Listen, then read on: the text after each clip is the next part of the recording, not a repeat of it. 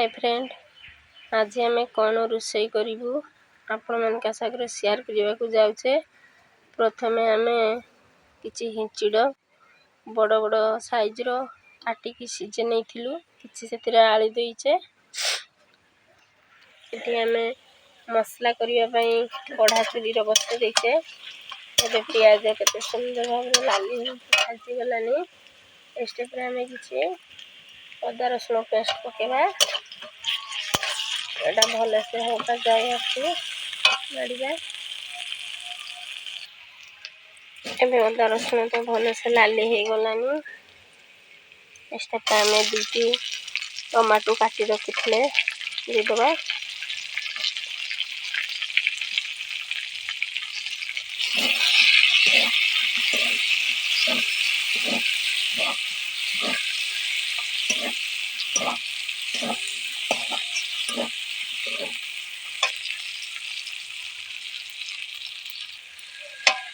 तो टमाटो भल से मिक्स हो गलानी। एबे हमें लंका गुंडी 2 चामच दबा। आपण को जे भाव राग पसंद से भाया दे पारे।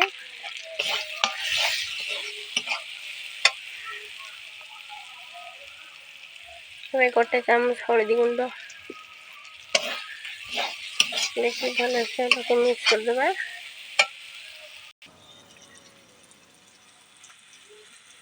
एबे मसलाटा फुटिबा पई आमे एठी किछि काजू बाटा को पानी रो मिसे देइथिलु। मसलाटा फुटिबा पई किछि काजू बादाम बाटी के एथिरे आमे देइछे। तरकारीटा भल से मंडिया करिबा सेति पई देइछे। एबे मसलाटा फुटिबा पई किछि समय छाड़िबा। एबे तो मसला फुटिकी गोलिया हो गलानी। एथिरे आमे किछि कस्तूरी मेथी दबा। तरकारी रो टेस्ट बहुत बढ़े देबो।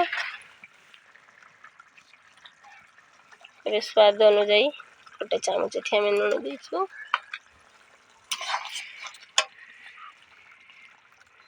किछि गरम मसला बाटा एठी देले। एबे हिंचड़ाटा जे आमे सीझे रखी थे एथिरे हिंचड़ाटा दे दबा। एबे हिंचड़ा तो भल से कसी गलानी। एथिरे आमे गोटे बाटी नडिया रस देइछे।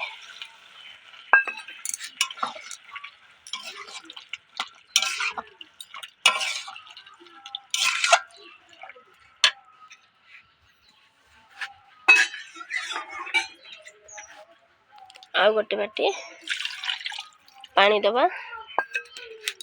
बेसी एठी आउ पानी देबानी। कसा कसा बढ़िया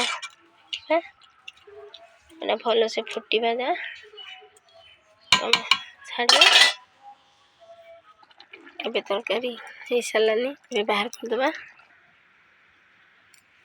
एबे देखि पारुथिबे हम तरकारी केडे सुंदर भाव कलर भी आसी जाइछे।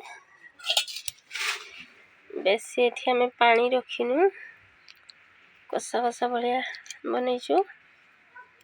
यदि आपण मन का मोर रोषे भल लागुथाय निश्चय मते लाइक शेयर सब्सक्राइब को जमारे बोलिबेनी। आ मते कमेंट माध्यम रे जणेबे आपण कोन जिल्ला रो देखुछंती। एबे रखुची बाय।